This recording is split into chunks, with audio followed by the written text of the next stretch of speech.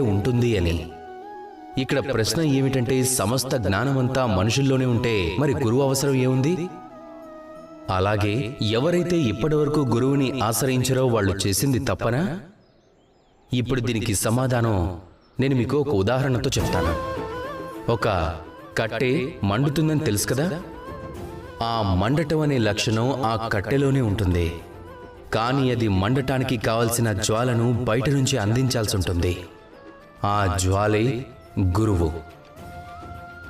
ఏ తాపమైతే ఆ కట్టెను మండిస్తుందో ఆ తాపమే గురువు యొక్క ప్రయత్నం.